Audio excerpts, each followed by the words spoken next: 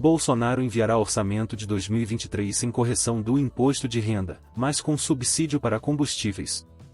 O presidente Jair Bolsonaro, PL, vai enviar a proposta de orçamento de 2023 prevendo a manutenção da desoneração de tributos federais sobre combustíveis, a um custo aproximado de 50 bilhões de reais, segundo fontes do governo ouvidas pela reportagem. Já o reajuste da tabela do Imposto de Renda da Pessoa Física, promessa eleitoral feita por Bolsonaro em 2018, não cumprida e agora renovada pelo presidente, ficou de fora da peça orçamentária a ser enviada pelo Executivo no fim do mês. Tampouco haverá reserva de recursos para garantir a continuidade do adicional de R$ 200 para o Auxílio Brasil.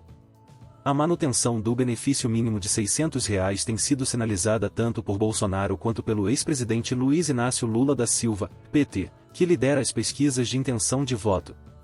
Travado por restrições legais que impedem a inclusão de parte de suas promessas na peça orçamentária, o presidente buscará contornar a situação desfavorável com o discurso de que vai construir a solução com o Congresso logo após as eleições.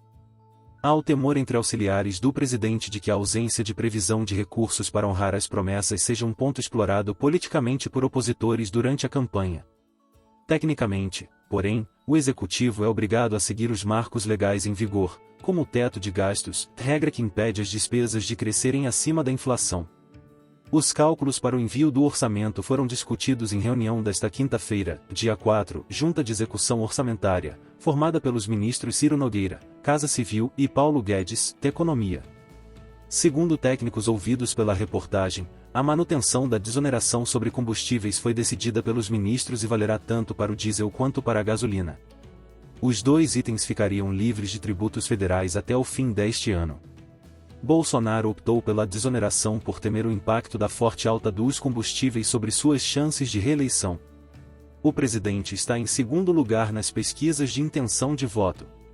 Havia uma controvérsia em torno do tema, dado que o corte de tributos acaba incentivando o consumo de combustíveis fósseis, mais poluentes. Por outro lado, há a avaliação de que a medida contribuiu para reduzir o preço das bombas e conter a inflação. A inclusão da desoneração no orçamento também joga no colo de Lula qualquer eventual decisão de subir novamente os tributos, caso o petista vença as eleições e queira recompor as receitas federais.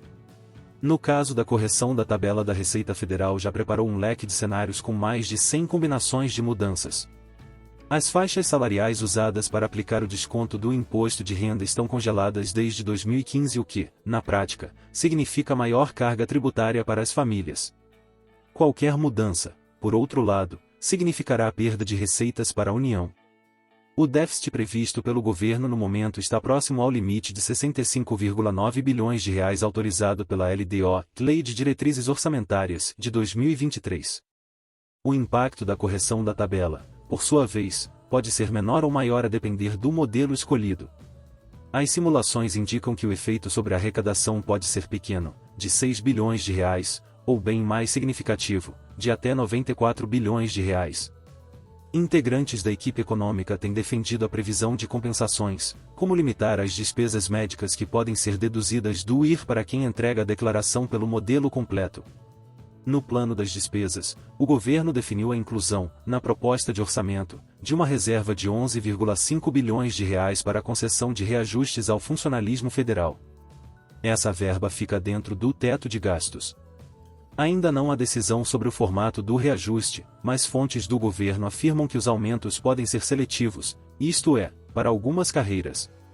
Como mostrou o jornal Folha de São Paulo, o governo estuda usar a inflação prevista para 2023 como referência para os reajustes, dado que ela será menor do que a deste ano. Cerca de 1 milhão de servidores estão com salários congelados desde 2017. Outras categorias, com remunerações mais elevadas, tiveram o último reajuste em 2019.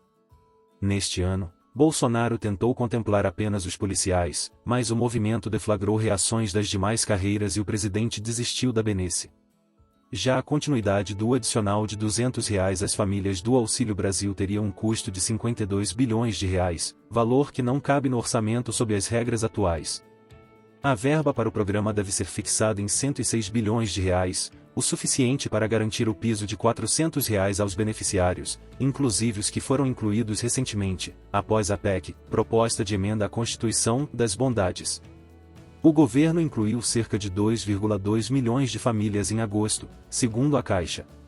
A inclusão agora da dotação integral para o pagamento dos R$ 600 às famílias acabaria inviabilizando o funcionamento da máquina pública, pois resultaria na compressão das despesas discricionárias, que incluem investimentos e gastos de custeio.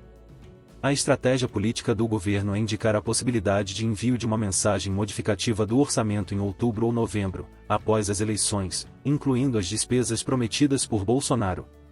Embora o assunto seja considerado delicado, nos bastidores há o reconhecimento de que a promessa de manter o Auxílio Brasil em R$ 600 pode acabar levando a alguma discussão de suavização do teto de gastos. O próprio presidente já manifestou o desejo de rever a regra de limitação de despesas. No ano passado, nós tivemos um excesso de arrecadação a mais, na casa dos R$ 300 bilhões. Você não pode usar um centavo disso na infraestrutura dada a emenda constitucional do teto lá atrás. Isso daí muita gente discute que tem que ser alterado alguma coisa. A gente vai deixar para o futuro, para aí depois das eleições discutir essa questão, disse ele em entrevista a uma rádio em abril. Mais recentemente, Bolsonaro afirmou que manter o Auxílio Brasil de R$ 600 requer a aprovação de uma nova PEC, embora não tenha detalhado seu conteúdo. O teto de gastos é uma regra prevista na Constituição. Lula, por sua vez, já defendeu publicamente a derrubada do teto. Não haverá teto de gastos no meu governo. Não que eu vá ser irresponsável, gastar para endividar o futuro da nação. Vai ter que gastar no que é necessário, afirmou. No entanto, há o alerta, tanto dentro do governo quanto no mercado financeiro, de que seria importante qualquer alteração no teto vir acompanhada de medidas para rever despesas menos eficientes.